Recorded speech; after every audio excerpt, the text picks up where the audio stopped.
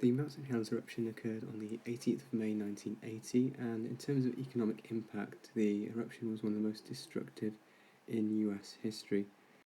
Mount St. Helens is located in the northwest of the USA, which is an MEDC, so a more economically developed country in the Washington state. It's part of the Cascade Range of mountains, and the majority of the area around the mountain is national park, which means the area has a low population density, and a lot of the land is used mainly for tourism, for forestry, salmon farming, and some parts of agriculture as well. In terms of its location in regards to the plate boundaries, the Mount St. Helens is located on the North American plate, and it's very close to the boundary with the Juan de Fuca plate as well. Now this means then that it's a destructive plate boundary, and it is along this kind of plate boundary that we do get a lot of volcanoes forming as well. Now at these plate boundaries then we've got two plates moving towards each other, and in this case then we've got the Juan de Fuca plate moving towards the North American plate. Now as the Juan de Fuca plate then is an oceanic plate, it's denser and it's heavier, which means it moves underneath the North American plate, which is lighter. So we get some subduction going on as one plate moves below the other one. Now as the oceanic crust then is pushed underneath the North American plate, the plate begins to warm up under the pressure and the heat, and it begins to melt, forming back into magma. And it's this magma then that is forced upwards, and it rises, which forms into our volcanoes later on. Now in terms of the eruption itself then, the first actual signs of activity happened on March 16th, 1980, where a series of small earthquakes were actually detected, and leading up then to a number of events which actually came and resulted in the end of the final eruption. Now over time then, what was noticed by these volcanologists were that a large bulge was actually forming on the north side of the Mount St. Helens, and eventually it grew to a size of about 140 metres outwards to form a large bulge, which showed that there was magma being built up within the chamber inside the volcano itself. Now over time then, it was gradually starting to build up until the 18th of May at 8 o'clock in the morning, where a 5.1 earthquake actually triggered a landslide on the north side of the mountain itself. Now what happened here then was that due to this large landslide, a large proportion of the volcano itself was dislodged, and causing all this buildup of energy to finally be released. And this large depressurization of the volcano then meant that there was powerful eruptions were to follow.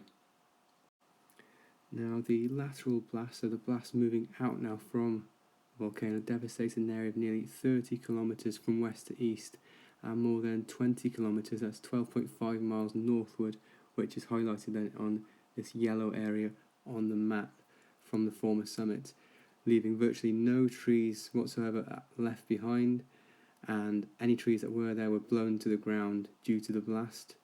Any trees left standing on the outskirts then were severely seared, and around 600 kilometres squared now the area was devastated, and it was blanketed by a deposit of hot debris carried by the blast. Now what we can also see from this map then, coloured in brown, is the mud flow or lahars, which are also caused by the eruption.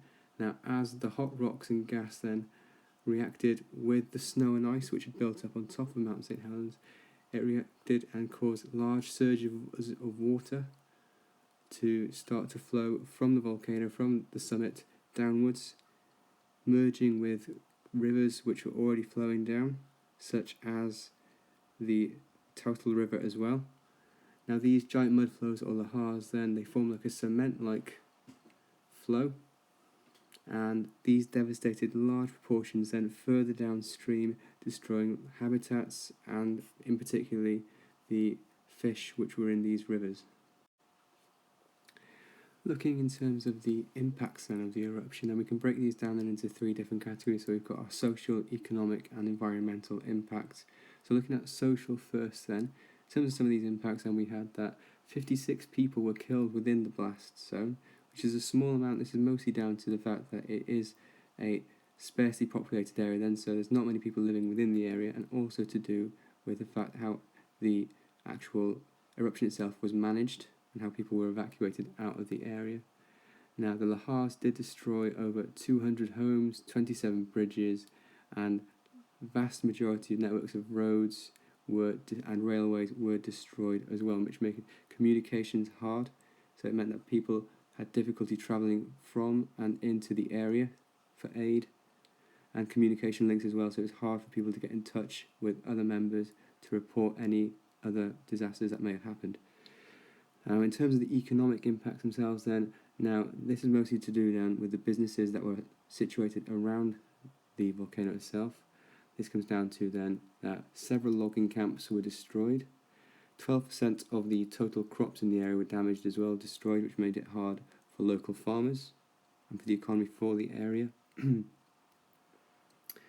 Now, it was estimated then that in the short-term economic losses within the Washington state reached over $800 million, which half of this which was made up then from the loss of the forestry itself. Now, a lot of the income then from this area was made from the forestry industry.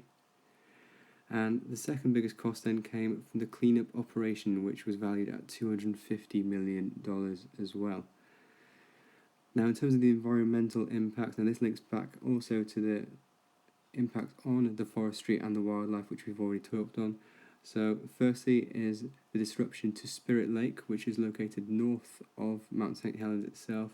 Now, a large proportion of the lake was filled in by the landslide, disrupting the natural habitats of the fish life within that. 250 kilometres of forestry was destroyed, which also has an impact then on the diversity of different trees which we have in the area. Now, out of the 32 known species of small mammals living in the area, then only 14 were known to have survived. Now, a lot of these then being burrowing animals which have been able to get out of the blast in itself. Larger animals such as elk and bears were caught up in the blast, which had an impact then on the variety of animals that you had within that ecosystem. And finally then, the flood risks were increased as well because of the amount of debris that was built up through the lahars, which were built up especially then in the Toutle River. It's also worth noting as well that some of these impacts would have been felt on a national scale as well, not just a local scale to the National Park of Mount St. Helens, but we would have found it on a national scale as well within the country, that flights would have also been impacted, especially in the northwest regions then, the states of America, as the Plinia ash cloud then, which rose from the eruption itself, disrupted flights and caused many flights to be delayed, which also had an impact then on different businesses and the social tendencies as well of some of these people then in those areas. Finally then, looking at how the volcano eruption was managed then and the different responses to the eruption. Now, in terms of how the eruption was managed then, an exclusion zone was set up from the middle of March, with red zones where there was no activity whatsoever allowed, and also blue zones where certain activities could take place, such as essential farming and forestry activities as well. Now, in total then, about 2,000 people were actually evacuated from within these exclusion areas then. Now, there was a few oppositions to these exclusion zones though. Now, some people did regularly choose to evade roadblocks and go back within these exclusion zones to try and get a closer look at the volcano. So these might have been photographers or people that lived locally that refused to leave their homes. Now, in terms of the responses then that happened afterwards, so in response to the eruption once it happened, now some of these immediate and short-term responses then that we're looking at was that the National Guard actually flew helicopter rescue missions into the blast zone for about 2 weeks and rescued about 130 people from the area. They also made sure then that the area was searched for any people that may still be within the area, which we can see within the picture here as well. Now, the National Guard also issued then that made sure that people had clean water, emergency food rations and medical supplies, and People within the surrounding areas also were supplied with gas masks to make sure that they could help with any respiratory problems that may have been caused because of the ash and gas that may have been released from the volcano. In terms of the long-term responses now then to the eruptions, now the Tautol, Cowlitz and the Columbia rivers were all dredged to make sure then that any debris that may have been carried from the eruption then were taken away. Over 10 million trees were also replanted.